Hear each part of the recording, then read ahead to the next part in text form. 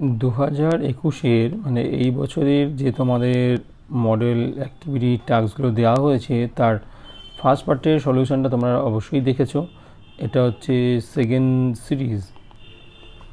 Series নাম দেওয়া হয়েছে এবং এটা আগস্ট মাসের জন্য, সেটা তোমরা নিশ্চয়ই খেয়াল করেছো। আর এটা ক্লাস 9 ম্যাথ। দেখো প্রথমে কোশ্চেনগুলো দেখো, আমি একটা একটা করে সলিউশন করব। যদি কোনো রকম কিছু অসুবিধা তোমাদের মনে হয় আমাকে কমেন্টে জানাবে। যদি মনে হয় এটা বুঝতে পারছি না কিংবা অন্য রকম কিছু, তোমরা কমেন্টে সেটা জানাবে। ভালো করে কোশ্চেনগুলো দেখো, আমি যতটা সম্ভব বুঝিয়ে দেওয়ার চেষ্টা করছি। এখানে এমসিকিউ আছে 4টে একের আন্ডারে, আর তারপরে 2 এর আন্ডারে ট্রু ফলস, এখানেও 4টে কোশ্চেন দেওয়া আছে। 3 এর আন্ডারে সংক্ষিপ্ত প্রশ্ন, সেখানে 1, 2, 3টে প্রশ্ন, এবং 4 এর আন্ডারে একটা প্রমাণ। একটা জিনিস ভালো করে বোঝো, এই যে কোশ্চেন নাম্বার 2 এগুলো কিন্তু সব কত মার্কসের? এটা হচ্ছে 1 মার্কসের। কোশ্চেন নাম্বার 3 এটা কিন্তু 2 মার্কসের। আর কোশ্চেন নাম্বার 4 এটা কিন্তু 5 মার্কসের কোশ্চেন। কিন্তু 2-3 মধ্যে এই যে কোশ্চেনটা দেওয়া হয়েছে এটা কিন্তু 2 মার্কসের হবে না। স্পেশালি এই কোশ্চেনটা এটা কিন্তু 4 মার্কসের কোশ্চেন হিসাবে আসে। বাকিগুলো একটু ছোট আছে, তবে 3টাকে এটাকে 2 অথবা 3 এটাকে আমার মতে 4 ধরাই বেটার। কিছু কিছু কোশ্চেন আছে খুব বড়, সংক্ষিপ্ত লেখা আছে ঠিকই, কিন্তু কোশ্চেনের মার্কস ওগুলো বড় হবে। দেখো আমি একটা করে সলিউশন করছি, সলিউশনগুলোকে খুব ভালো করে দেখার চেষ্টা করো। ফার্স্ট যে কোশ্চেনটা আছে দেখো, কোশ্চেন নাম্বার 1, একজন সবজি বিক্রেতা 20 টাকায় 10টি লেবু কিনে 20 টাকায় 8টি লেবু বিক্রি করেন। অনেক রকমভাবে এই ম্যাথটা করা যেতে পারে। 20 টাকায় 10টি লেবু আর এখানে 20 টাকায় 8টি লেবু। দেখো এটা কেনেন আর এটা বিক্রি করেন, আমি দুটোকে আলাদা করে মার্ক করছি। লেবু এটা কেনেন আর 20 টাকায় 8টি লেবু বিক্রি করেন, এটা হচ্ছে বিক্রয়। এখানে একটা ফর্মুলা আছে, দেখো ফর্মুলা ইউজ করে করতে পারো, ফর্মুলা ইউজ না করেও করতে পারো। এ টাকায় এক্সটি দ্রব্য ক্রয় করে বি টাকায় ওয়াইটি দ্রব্য বিক্রি করলে লাভ হবে যদি bx greater than A Y হয়। বি টাকায় ওয়াইটি, খুব ভালো করে বোঝো, এটা হচ্ছে ক্রয়, এ টাকায় এক্সটি। এখানে যদি আমরা করি তাহলে এখানে এ এক্স, এইটা হচ্ছে এখানে 20টা হচ্ছে এ টাকায়, 20 টাকায় 10টা হচ্ছে এক্স, আবার এখানে 20টা হচ্ছে বি, এইটা হচ্ছে ওয়াই। তাহলে এখানে এ এক্স কত হচ্ছে? এক্স হচ্ছে 20 মাল্টিপল 10, দ্যাট ইজ 200। আর বি ওয়াই কত হচ্ছে? বি ওয়াই হচ্ছে 20 মাল্টিপল, না এখানে বি এক্স আর এ ওয়াই করা আছে, আমরা সেরকমই করব, অন্য কিছু করব না, তাহলে আমাদের এটা মিলবে না। বি এক্স, আচ্ছা এ টাকায় এক্সটি দ্রব্য আর বি টাকায় ওয়াইটি দ্রব্য, এটা ঠিক আছে আমাদের। এ টাকায় এক্সটি, তাহলে এ ধরেছি আমরা 20, এখানে এক্সটি দ্রব্য আর বি টাকায় ওয়াইটি দ্রব্য বিক্রয় করেছে। তাহলে এখানে বি এক্সের ভ্যালু কী হচ্ছে? বি এক্সের ভ্যালু হচ্ছে 20 × 10, সেটা হচ্ছে 200। আর এ ওয়াইয়ের ভ্যালু হচ্ছে 20 × 8, তার মানে 116। তাহলে অবশ্যই লাভ হয়েছে। তাহলে এখানে B x greater than A Y, তাহলে এখানে লাভ হয়েছে। তাহলে লাভের হার কত? তাহলে লাভের হার যদি আমরা করি, লাভের হার দেখো ক্রয় মূল্যটা এখানে মানে এ ওয়াইটা এখানে কিন্তু 160, এটা বিক্রয়ের ক্ষেত্রে এসে যাচ্ছে এখানে। আর এখানে 200 bx মাইনাস 160 মাল্টিপল 100%, ফর্মুলা অনুযায়ী আমরা লিখলাম। তাহলে 200 থেকে 160 40 বাই 160 ইন্টু 100%। 4 কাটছি, 4 দিয়ে এটা করলে 4 দিয়ে এটাকে কাটলে 25%। 25% আমাদের আনসারে আছে, তাহলে আনসার আমাদের আসছে 25। শতকরা লাভ তাহলে 25। নিশ্চয়ই বুঝতে পেরেছ। পরের কোশ্চেনটা দেখো, পরের কোশ্চেনটা বোঝার জন্য একটু থিওরি পার্ট দেখতে হবে। পি কিউ আর এস ট্রাপিজিয়ামের দুটি তির্যক বাহু পিএস এবং কিউ আর এর মধ্যবিন্দু যথাক্রমে এক্স ও ওয়াই, এই যে পি কিউ আর এস এই ট্রাপিজিয়াম মধ্যবিন্দু এই এক্স, মধ্যবিন্দু ওয়াই জয়েন করা হয়েছে এক্স ওয়াই তাহলে এক্স ওয়াইটা কী হবে, আনসার এখানে এটা হবে। এই একটা প্রুফ তোমরা দেখে নেবে, বইতে আছে তোমাদের। এবিসিডি ট্রাপিজোমেট্রি তির্যক বাহু, এটা স্ক্রিনশট নিয়ে রাখতে পারো। তির্যক বাহু এডি ও বিসি এর মধ্যবিন্দু যথাক্রমে ইউ আর এফ হলে এটা যদি মধ্যবিন্দু হয় সেক্ষেত্রে এইটা ইএফটা তো এবির সাথে প্যারালাল হবেই, এবং আরও একটা কন্ডিশন আছে, ইএফটা এই এবি আর ডিসি এই বাহু দুটোর অ্যাডের হাফ, বা দুটো অ্যাড করলে তার হাফ হবে। প্রুফটা এখানে দেখে নেবে তোমরা। তাহলে এখানে দেখো, এখানে সেক্ষেত্রে যেটা হচ্ছে বাহু দুটো কী কী হচ্ছে, পি কিউ আর আর এস, তার হাফ হচ্ছে এই কোনটা এক্স ওয়াইটা, এটা হচ্ছে আনসার। ঠিক আছে, পরের কোশ্চেনে চলে যাই। পরের কোশ্চেনে দেখো, খুব ভালো করে যেগুলো আমি লিখে দিয়েছি সেগুলো দেখবে, তাহলে খুব বোঝাটা সহজ হবে তোমাদের। 105 থেকে 140 এই শ্রেণীটির পরিসংখ্যা 14 হলে শ্রেণীটির পরিসংখ্যা ঘনত্ব। পরিসংখ্যা ঘনত্ব কাকে বলে আগে দেখো। কোনো পরিসংখ্যা বিভাজনের কোনো একটি শ্রেণীর পরিসংখ্যা ও ওই শ্রেণী দৈর্ঘ্যের অনুপাত। তাহলে পরিসংখ্যাকে যদি শ্রেণী দৈর্ঘ্য দিয়ে ডিভাইড করি, এখানে শ্রেণী দৈর্ঘ্য কত, যে প্রশ্নটা আমাদের দেওয়া হয়েছে সেই প্রশ্নটার শ্রেণী দৈর্ঘ্য হচ্ছে 140 মাইনাস 105, তাহলে কত হচ্ছে 35। তাহলে পরিসংখ্যা ঘনত্ব কি হতে পারে, পরিসংখ্যা ঘনত্ব শ্রেণী পরিসংখ্যা বলে দেওয়া আছে 14 আর শ্রেণী দৈর্ঘ্য হচ্ছে 35। 5 দিয়ে 7 দিয়ে ক্যান্সেল করি, 7 দিয়ে ক্যান্সেল হলে 2, তাহলে হচ্ছে 2/5। 2/5কে যদি ডেসিমেলে নিয়ে যাও তাহলে এটা আসবে 0.4। খুব ভালো করে দেখে নাও আরেকবার। শ্রেণী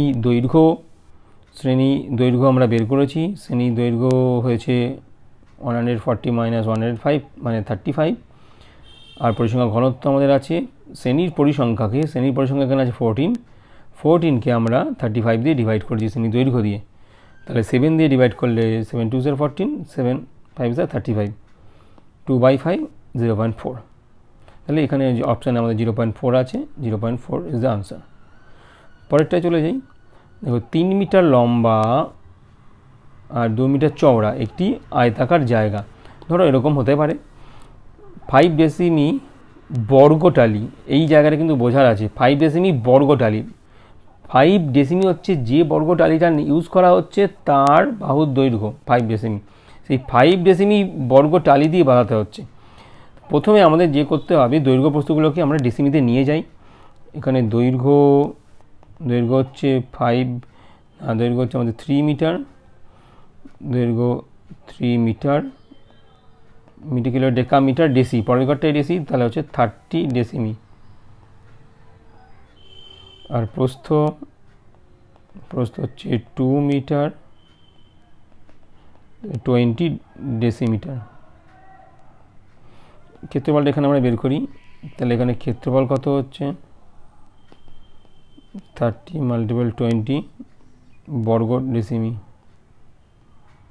তাহলে হচ্ছে 600 বর্গ ডেসিমি।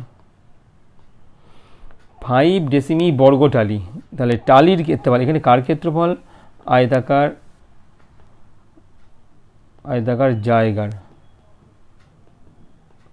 জায়গার ক্ষেত্রফল। এখানে হচ্ছে বর্গটালির ক্ষেত্রফল,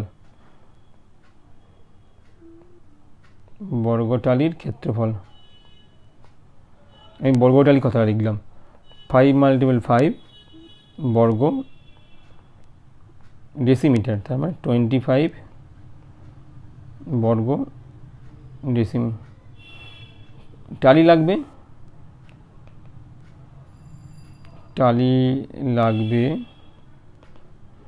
এই 600কে 25 দিয়ে ডিভাইড করো, আসবে আনসার 24। বুঝতে পারলে নাকি দেখে নাও, 600 / 25, এটার আনসার আছে 24। দেখো 24 আমাদের অপশানে রয়েছে, আনসার তাহলে 24। ওকে, এবার আসি কোশ্চেন নাম্বার 2, সত্য মিথ্যা। দেখো সত্য মিথ্যায় এখানে 4টি কোশ্চেন দেওয়া আছে, আমি ফার্স্ট কোশ্চেন নিয়ে ফার্স্টে আলোচনা করছি। এবিসি সমকোণী ত্রিভুজের অ্যাঙ্গেল বিএসি 90 ডিগ্রি এবং বিসি এর মধ্যে ডি হলে এডি = হাফ বিসি। হ্যাঁ, এটা ট্রু, কিন্তু কেন ট্রু সেটা বোঝার প্রয়োজন আছে। এই আমি একটা এবিসি ত্রিভুজ এঁকেছি, যার এ কোণটা এখানে পরিষ্কার বলে দিয়েছি, এই কোণটা 90 ডিগ্রি, এডি অঙ্কন করেছি, ডি মধ্যবিন্দু, এখানে এডি ইকুয়াল টু হাফ যে বিসি সেটা প্রমাণ করতে হবে। একটা জিনিস দেখো, আমি অঙ্কন এখানে করেছি, এটা প্যারালাল অঙ্কন করেছি। ভেদক ও মধ্যবিন্দু সংক্রান্ত ত্রিভুজের যে উপপাদ্য আছে সেখানে দেখবে এই মধ্যবিন্দু দিয়ে যদি একটা সমান্তরাল হয় তাহলে এটাও মধ্যবিন্দু হবে, মানে ইটাও কিন্তু এর মধ্যবিন্দু। দেখো সেই আমি অঙ্কন করেছি প্যারালাল।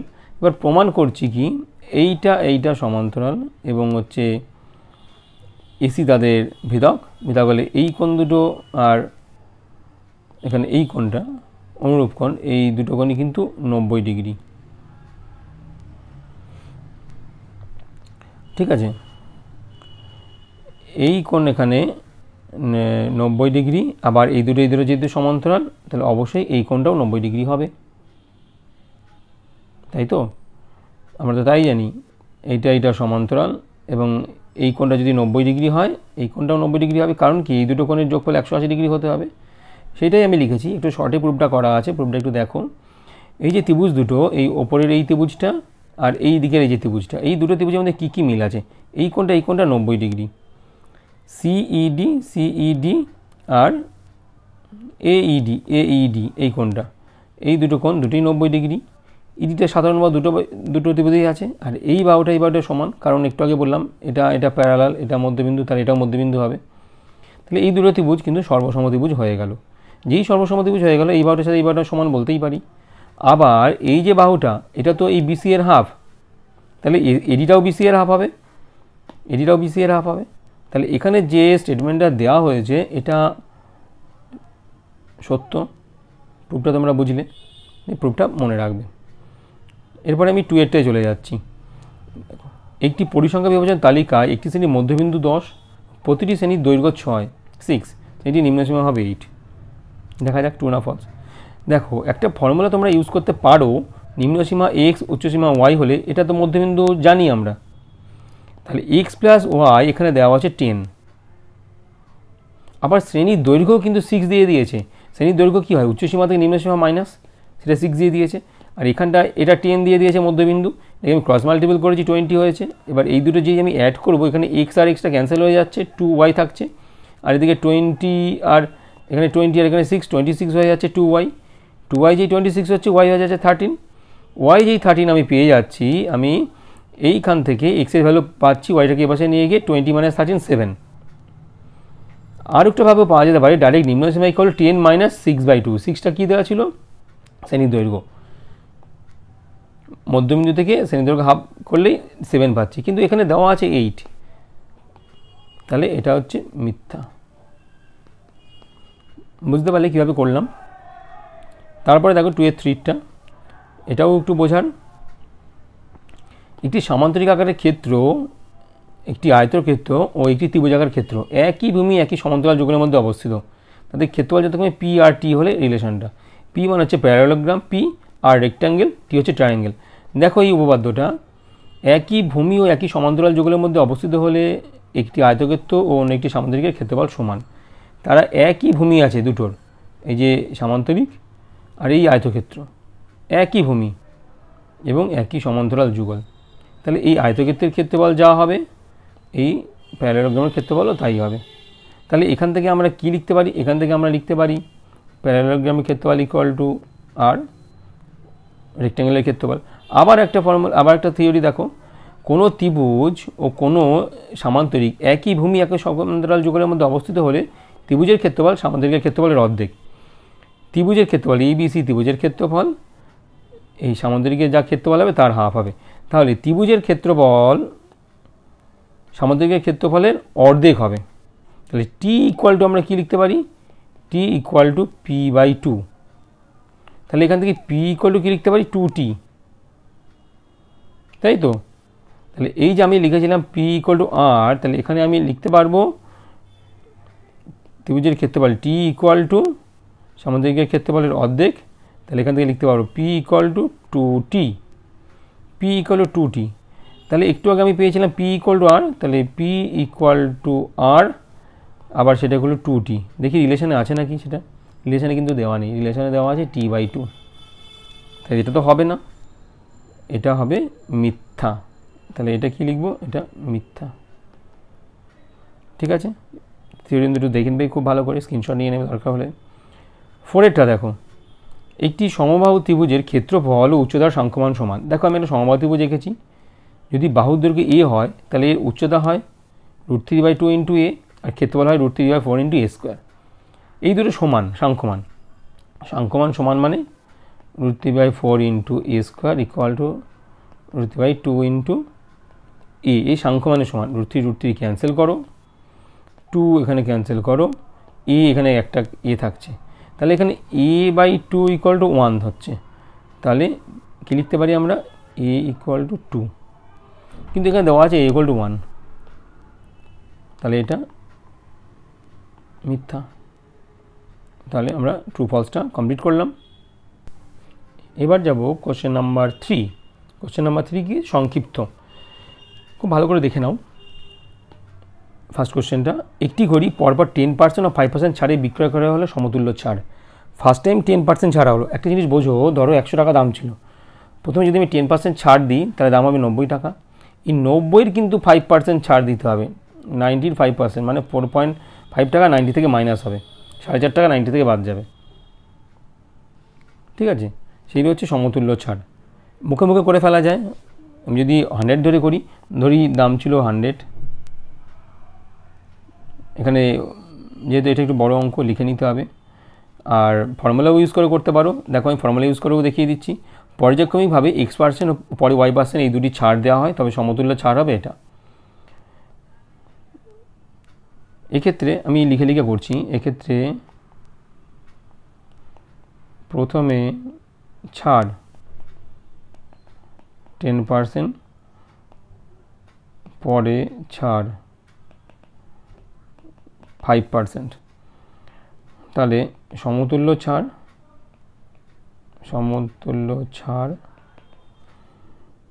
10 + 5 - 10 × 5/100%। এই ফর্মুলা ইউজ করলাম। 10 + 5 হচ্ছে কত, 15 মাইনাস, এখানে 10 ক্যান্সেল করলাম, 5 দিয়ে এখানে ক্যান্সেল করলে 2, 15 - 1/2%। 15 থেকে যদি হাফ মাইনাস করি 14.5%। সমতুল্য ছাড় হলো এটা। এটাই জানতে চেয়েছে সমতুল্য ছাড় কত। ঠিক আছে, তার মানে যদি 100 হয় দামটা, প্রথমে 100 থেকে দাম আসলো 90, এবার 90-র 5% বের করা হলো, সেটাও এখানে মাইনাস করা হলো। এই টোটাল কত ছাড় হলো, 90 থেকেও কমলো। তাহলে 15 থেকে যদি আমি ছাড়টা মাইনাস করি, 10 + 5 15 হলো এখানে, আর এখানে 50/100 মানে 1/2। 15 থেকে হাফ যদি আমি মাইনাস করব, হাফ মিনস 0.5, একটা লাইন আমি এখানে দেখিয়েও দিই, দেখে নাও। তাহলে 15 - 0.5%, দ্যাট ইজ 14.5%। ঠিক আছে, এবার পরেরটায় চলে যাই। একটি বৃত্তের ব্যাসের দৈর্ঘ্য এবং একটি বর্গক্ষেত্রের বাহুর দৈর্ঘ্য সমান, তাদের পরিসীমার অনুপাত কত? বৃত্তের ব্যাস, ধরো বৃত্তের ব্যাসকে আমি ধরছি 2r, যেখানে r হচ্ছে ব্যাসার্ধ। ধরি বৃত্তের ব্যাসার্ধ এগুলো r একক, তাহলে অতএব ব্যাস কত হবে? ব্যাস হচ্ছে 2r একক। আর বর্গক্ষেত্রের বাহুর দৈর্ঘ্য সমান, বর্গক্ষেত্রের বাহু কত হবে? আমি লিখছি আরেকবার, দেখো বর্গক্ষেত্রের বাহুর দৈর্ঘ্য বলছে ব্যাসের দৈর্ঘ্যের সমান। অতএব বর্গক্ষেত্রের বাহু ইকুয়াল টু 2r একক। বৃত্তের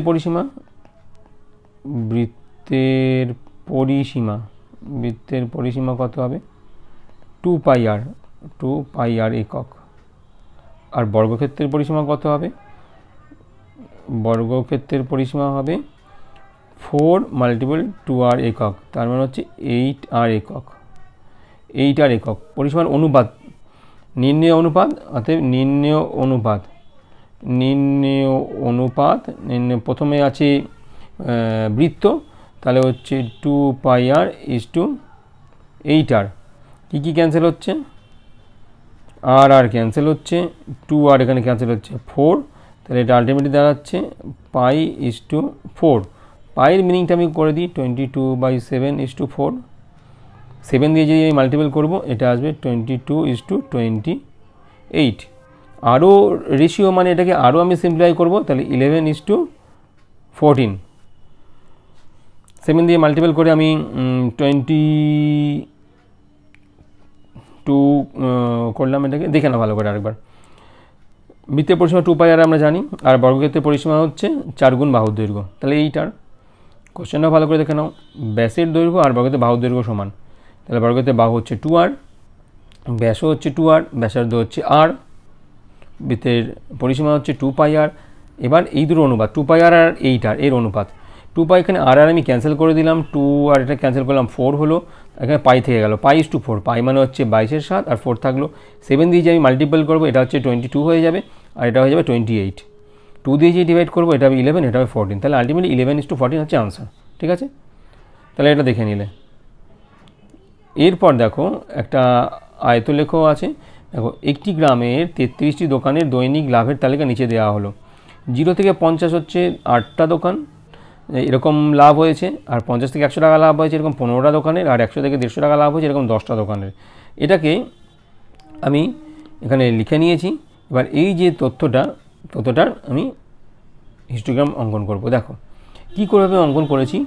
এখানে এক্স আর ওয়াই অক্ষটাকে আমি পেন্সিল দিয়ে টেনে নিয়েছি। পেন্সিল দিয়ে টেনে নিয়ে একদম 0 থেকে স্টার্ট যেহেতু আছে এখানেও আমি 0 থেকে স্টার্ট করেছি। দেখে নাও 0 থেকে 50 আমি দাগ কেটেছি। এখানে 10টা ঘর আছে, 10টা ঘরকে আমি 50 ভেবেছি।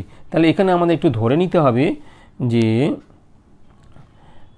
ক্ষুদ্রতম বর্গক্ষেত্রের প্রতিটি, এটা হচ্ছে এক্স অক্ষ বরাবর, ক্ষুদ্রতম বর্গক্ষেত্রের প্রতিটি বাহুর দৈর্ঘ্য ইকুয়াল টু 5 একক। আর ওয়াই অক্ষ বরাবর আমরা কি নিয়েছি লিখি, ওয়াই অক্ষ বরাবর দুটি বর্গক্ষেত্রের দৈর্ঘ্য ইকুয়াল টু 1 একক। দুটো ঘরের যে দৈর্ঘ্য সেটাকে আমরা ওয়াই অক্ষ বরাবর 1 একক নিয়েছি। দেখো ভালো করে, দেখো এই পর্যন্ত 10, সেখানে আমরা নিয়েছি 5। এই দুটোকে আমরা 1 ধরেছি, 1 2 3 4, এই 5 ওই অক্ষ বরাবর। নাহলে যদি আমরা এর থেকে কম নিতাম ছবিটা ছোট হয়ে যেত। তাহলে 0 থেকে 50 আমি এই মার্ক করার পর কি করেছি, এই 8 ঘর ছিল, এই পর্যন্ত আমি দাগ টেনেছি। দাগ টেনে এই লম্বা করে আমি স্কেল দিয়ে টেনে দিয়েছি। এই দাগটা তো আমার আগে থেকেই টানা ছিল, স্কেল দিয়ে এটা আয়তক্ষেত্রের মতো হয়ে গেছে। তারপরে এবার আমি কি করেছি, তারপর এই দাগটা আমার টানাই ছিল। তারপর 50 থেকে 100 হয়েছে আমার 15, 50 থেকে 100 আমার 15 মানে এখানে 30, এই 3টে 10 মানে 30। এইখান থেকে এই 30 অবধি ঘরটা টেনেছি, এই সোজা গেছি, এই দাগ টেনে দিয়েছি, কারণ এই পর্যন্ত আমার 100 ছিল, ঠিক গায়ে লাগিয়ে, কোনো ফাঁকা নেই। তারপরে আছে 10 মানে আমার এখানে এই হচ্ছে 20। তাহলে এই 20 পর্যন্ত আমি দাগ এই সোজা টেনে এই দাগটা টেনে দিয়েছি, তারপরে এটাকে কালার করে দিয়েছি। এখানে 150 লেখা আছে। এইভাবে কিন্তু এই আয়তলেখাটা অঙ্কন করা হয়েছে।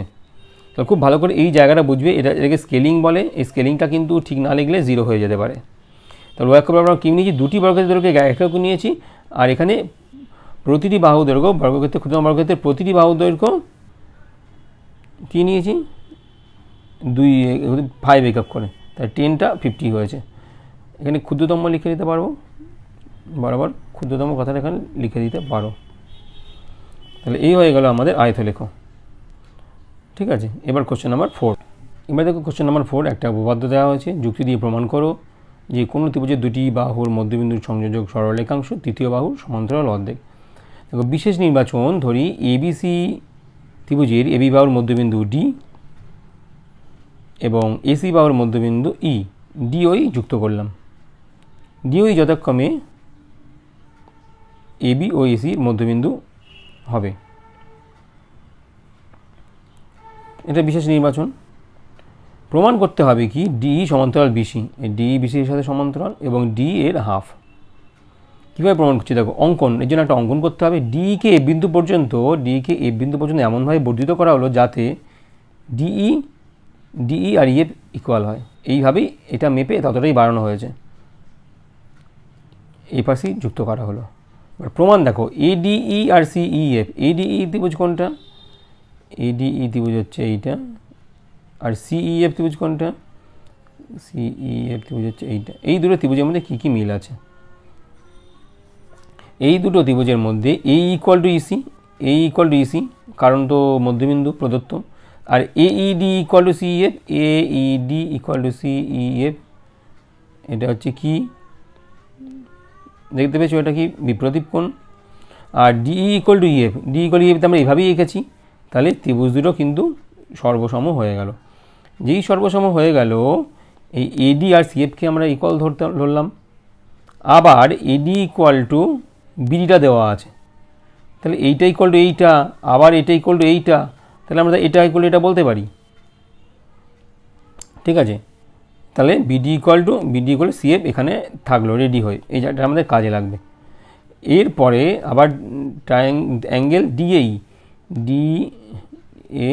এইটা, এই অ্যাঙ্গেলটা আর এই অ্যাঙ্গেলটা, আর ECF, এই অ্যাঙ্গেল দুটোর মধ্যে দেখো কী কী মিল আছে। দেখো এটা সমান্তরাল, এটা ছেদক, তাহলে এই অ্যাঙ্গেল দুটো কিন্তু অনুরূপ একান্তর কোণ। দেখো এটা সমান্তরাল, এইটা হচ্ছে ছেদক, এই অ্যাঙ্গেলটা হচ্ছে একান্তর কোণ, তাহলে ইকুয়াল। অতএব এদের এই কোণ দুটো তো ইকুয়াল হয়েছে, এদের কোণ ইকুয়াল হয়েছে কিন্তু একান্তর কোণ, তাহলে অবশ্যই কী হবে, এটা সমান্তরাল হবে। এটা যেই সমান্তরাল হলো, তাহলে BD আর এটাও সমান্তরাল হবে। তাহলে একটু আগে আমরা ইকুয়াল প্রুভ করেছি, আবার একটু সমান্তরালও প্রুভ করেছি। তাহলে এই যে চতুর্ভুজটা, এই চতুর্ভুজের এই বাহুটা আর এই বাহুটা সমান এবং সমান্তরাল, তাহলে কী হবে, চতুর্ভুজটা সামান্তরিক হয়ে গেল, এটা একটা সামান্তরিক হয়ে গেল। এই সামান্তরিক হয়ে গেল, DF সমান্তরাল BC হয়ে গেল, DF সমান্তরাল BC হয়ে গেল, তার মানে এটা সমান্তরাল এটা, তাই প্রুভ হয়ে গেল। দেখো প্রুভ এসে গেল আমাদের। আবার কি এরপরে আমরা কি করব, এবং BC, আবার দেখো BC ইকুয়াল টু DF, দেখো BC ইকুয়াল টু DF, আবার DF ইকুয়াল টু কি, DE প্লাস EF, আবার DE আর EF তো ইকুয়াল, তাহলে দুবার DE আমি লিখতে পারি, DE প্লাস D, তাহলে 2DE। এবার এই 2টাকে যদি আমি এই পাশে লিখে দিই, তাহলে DE equal to half BC, প্রমাণ হয়ে গেল। আমাদের এই দুটোই কিন্তু প্রমাণ করতে দিয়েছিল, এইটা আর এইটা, এই দুটো কিন্তু আমাদের প্রমাণ হয়ে গেল। তাহলে খুব পরিষ্কারভাবে বুঝে গেলে। তা সব কটা কোশ্চেন তোমরা দেখলে, ভালো করে বোঝো, নিজেরা বারবার করে প্র্যাকটিস করো, দেখো, ঠিক আছে। যদি কোনো অসুবিধা হয় আমাদের কমেন্ট বক্সে কমেন্ট করো, ঠিক আছে।